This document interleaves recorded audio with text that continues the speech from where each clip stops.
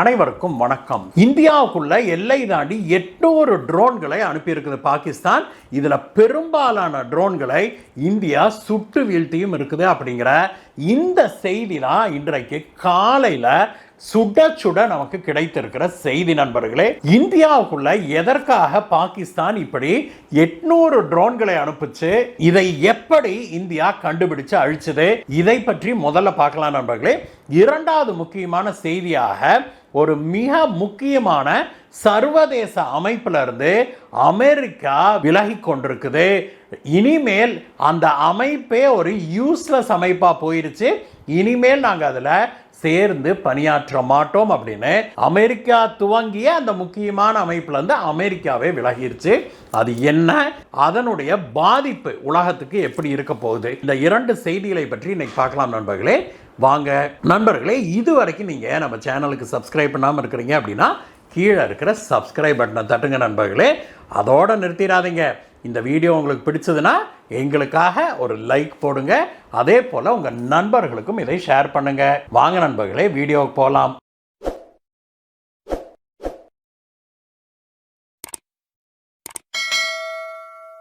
நண்பர்களே, இன்னைக்கு தமிழகமே பயங்கர பரபரப்பாக இருக்குது. இன்னும் சில மணி நேரங்களில் பாரத பிரதமர் திரு நரேந்திர மோடி அவர்கள் தமிழகம் வராரு.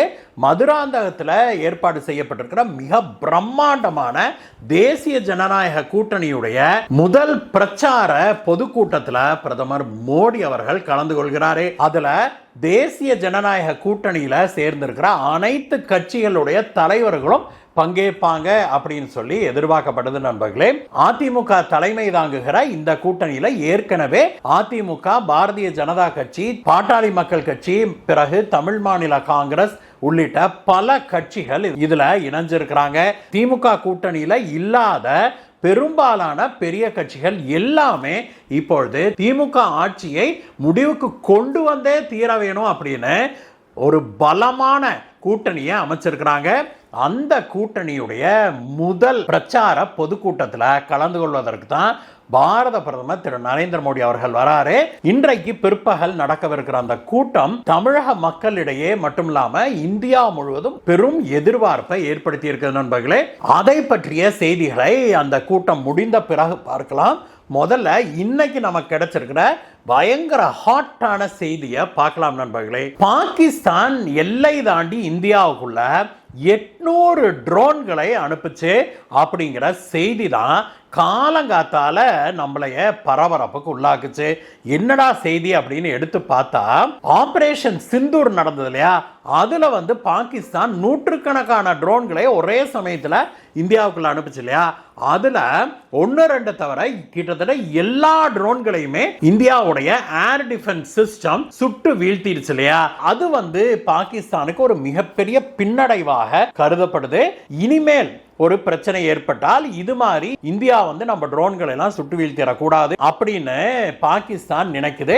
அதற்கு என்ன செய்யறது அப்படின்னு திட்டமிட்டு இருக்குது பாகிஸ்தான். அந்த திட்டத்தின் ஒரு அங்கமாக தான் பாகிஸ்தான் என்ன பண்ணுது, ரெகுலராக இந்தியாவுக்குள்ள வெவ்வேறு இடங்கள்ல ட்ரோன்களை உள்ள அனுப்பி பார்க்குது. இந்தியாவுடைய ஏர் டிஃபென்ஸ் சிஸ்டம் எந்த அளவுக்கு எப்படியெல்லாம் பணியாற்றுது, எந்தெந்த இடங்கள்ல நம்மளுடைய ஏர் டிஃபென்ஸ் சிஸ்டம் பவர்ஃபுல்லா இருக்குது, எதையெல்லாம் கவர் பண்ணுது. இந்த 1400 நீள கிலோமீட்டர் கொண்ட இந்திய பாகிஸ்தான் எல்லையில எங்கெல்லாம் ஹோல்ஸ் இருக்குது, எங்கெல்லாம் இந்த ஏர் டிஃபென்ஸ் சிஸ்டம் வேலை செய்யல அப்படிங்கிறத கண்டறிவதற்காக ஆபரேஷன் சிந்தூருக்கு பிறகு தினசரி இந்தியாவுக்குள்ள எல்லை தாண்டி ட்ரோன்களை அனுப்பி டெஸ்ட் பண்ணிட்டு இருக்குது பாகிஸ்தான் அப்படிங்கிற செய்தி இப்பொழுது நமக்கு எட்டி இருக்குது. ஒவ்வொரு நாளும் பாகிஸ்தான்ல ட்ரோன்கள் இந்தியாவுக்குள்ள வந்த வண்ணம் தான் இருக்குது.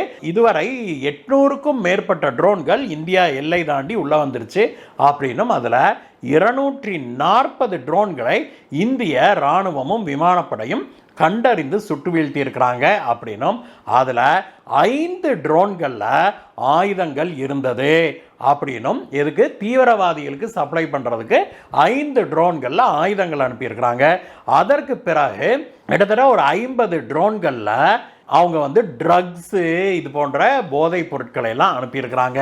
மீதி இருக்கிற அந்த 150-200 ட்ரோன்கள் எல்லாம் சர்வே ட்ரோன்கள் அப்படின்னு சொல்லப்படுது நண்பர்களே. இந்திய எல்லை தாண்டி உள்ள வந்து அப்படி சர்வே பண்ணி உடனுக்குடனே பாகிஸ்தானுக்கு தகவல் கொடுக்குது. இந்த இடத்துல இந்த வச்சிருக்கிறாங்க.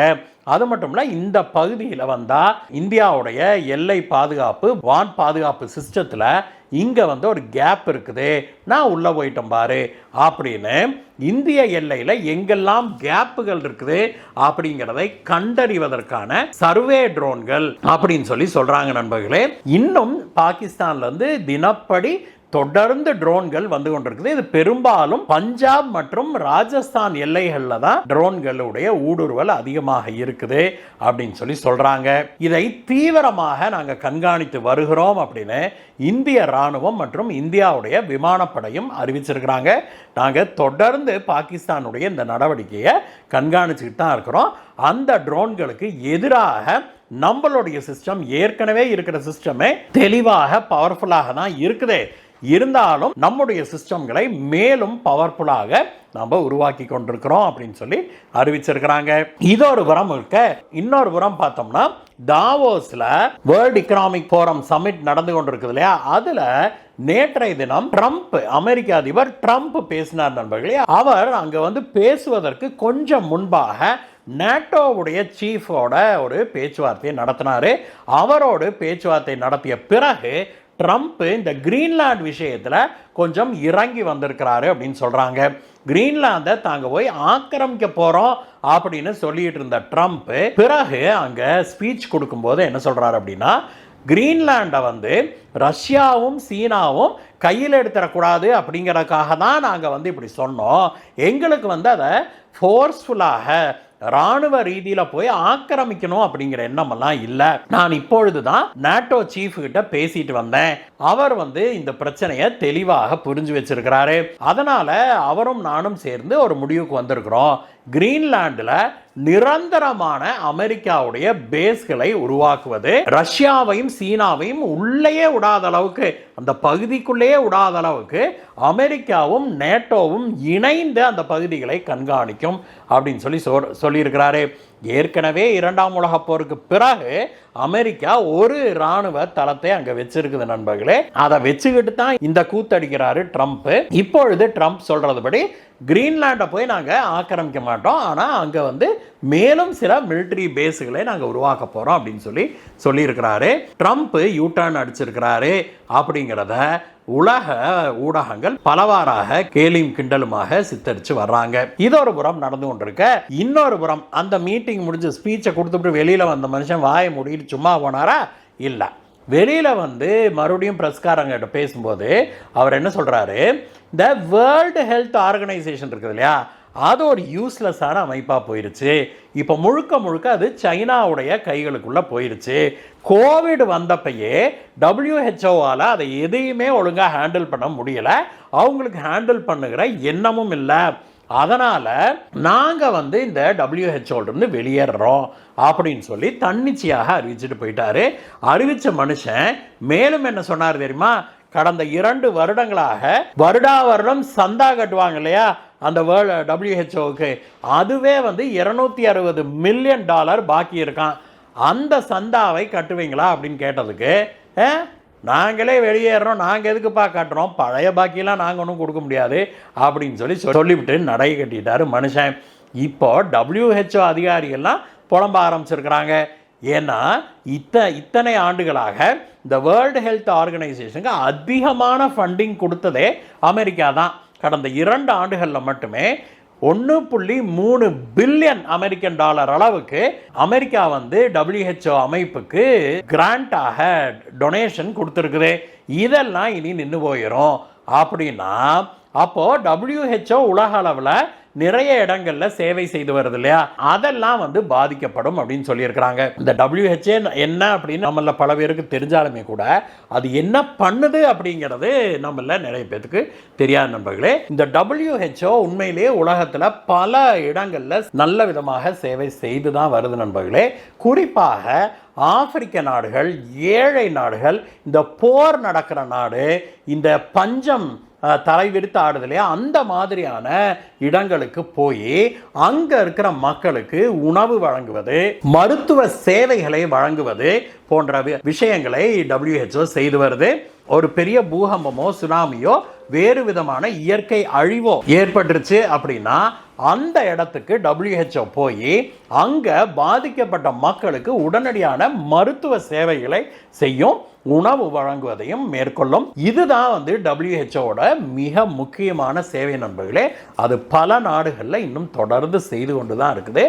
அமெரிக்காவுடைய ஃபண்டிங் இல்லை அப்படின்னா இந்த மாதிரியான சேவைகள் பாதிக்கப்படும் அப்படிங்கிறது உண்மைதான். எது எப்படி இருந்தாலும் நண்பர்களே, பாரத பிரதமர் இன்னைக்கு தமிழகம் வராரு, அதுதான் சார் பரபரப்பு. நீங்க என்ன வேர்ல்டு நியூஸ் எல்லாம் பேசிக்கிட்டு இந்த சமயத்தில் அப்படின்னு தானே சொல்றீங்க. உண்மைதான் நண்பர்களே. நாமெல்லாம் வாங்க கிளம்பி போய் மீட்டிங்கில் பிரதமரை சந்திக்க போவோம். இந்த சர்வதேச செய்திகளை இத்தோடு நான் நிறுத்திக்கிறேன். பிரதமருடைய மீட்டிங்கு கிளம்பி போவோம் வாங்க. இந்த வீடியோவை பற்றிய உங்களுடைய கருத்துக்களை சொல்லுங்கள் நண்பர்களே. மீண்டும் உங்களை வேற ஒரு வீடியோ சந்திக்கிறேன். Bye bye.